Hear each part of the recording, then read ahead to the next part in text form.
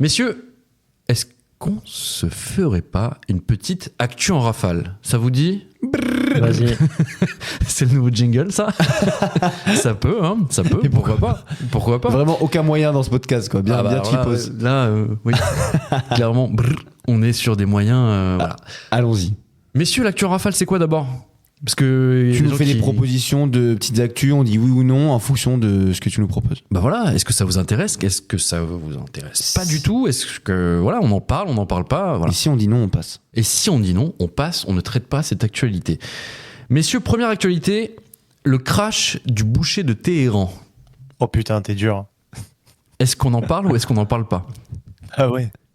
Eh oui, il faut. Oui. Bon, vous l'avez vu sûrement. Là, c'était une façon un peu putaclic de présenter la chose. Mais évidemment, le président de l'Iran est mort dans un crash d'hélicoptère. L'accident s'est produit dimanche alors que l'appareil volait dans un épais brouillard. Ebrahim Raisi, surnommé le boucher de Téhéran, était pressenti pour succéder à l'ayatollah Khamenei, guide suprême et véritable dirigeant de l'Iran.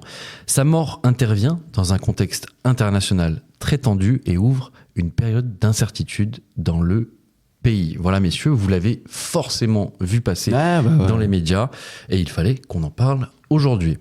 Messieurs, deuxième actu que je vais vous soumettre. Dortmund a tout intérêt à perdre la finale de Ligue des Champions. C'est oui ou c'est non? Oui. C'est oui, je sais ce que tu vas dire, mais je sais oui. Ok. C'est marrant. Ok. Bon, le 1er juin, c'est la finale de la Ligue des Champions entre le Borussia Dortmund, un club allemand, et le Real Madrid. Évidemment, le club allemand vise la victoire et un deuxième titre européen qui rapporterait d'ailleurs 20 millions d'euros au vainqueur. Mais, d'un point de vue économique, le Borussia Dortmund a tout intérêt à perdre cette finale. Pourquoi? Est-ce que vous voyez Jude Bellingham, la petite nouvelle star du Real? Eh bien, vous vous souvenez que c'est le Borussia Dortmund qui a vendu le joueur au Real Madrid. Eh bien, sachez que dans le contrat du jeune prodige, une clause précise que si le Real Madrid gagne la Ligue des Champions avec Jude Bellingham dans son effectif, le club devra verser 25 millions d'euros au Borussia Dortmund. Exact, c'est une clause du contrat de... Exactement. Et si on ajoute à ça donc les 15 millions offerts aux finalistes de Ligue des Champions, enfin à celui qui a la deuxième place, Dortmund pourrait repartir avec 40 millions d'euros et donc gagner plus en perdant ce match.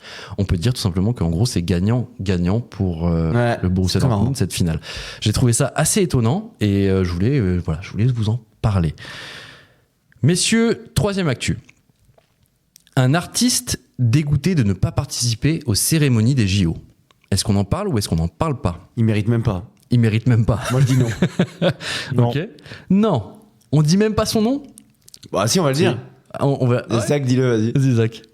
Je sais pas. Ah, d'accord. M. Pokora. M. Pokora. Qui est très déçu de ne pas être pressenti. Ouais, il était pas content. Il a boudé fort. Bref. Messieurs, autre actu.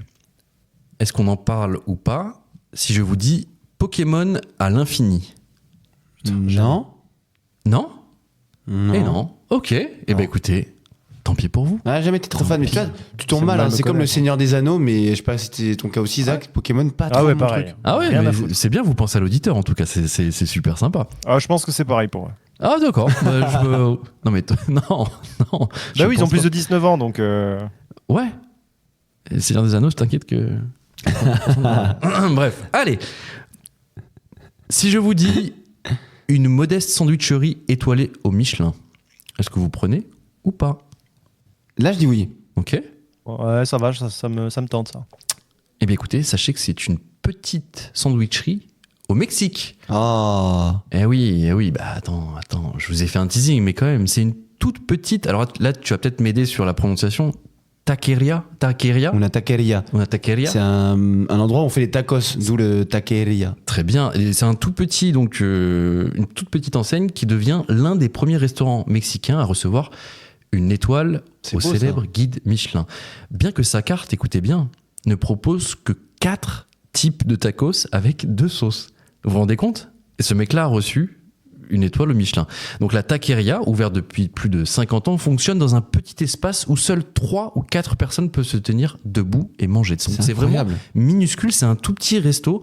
Vous irez voir les photos sur internet, j'ai trouvé ça assez étonnant. Mais du coup, ça doit quand même être le resto Michelin le moins cher de l'histoire, non ? Ah, c'est possiblement le moins cher de l'histoire. Que leur carte n'est pas avec le décor que tu nous as décrit, et les tacos sont pas à 45 €. Il y a seulement 4 types de tacos et 2 sauces. Non, c'est assez incroyable.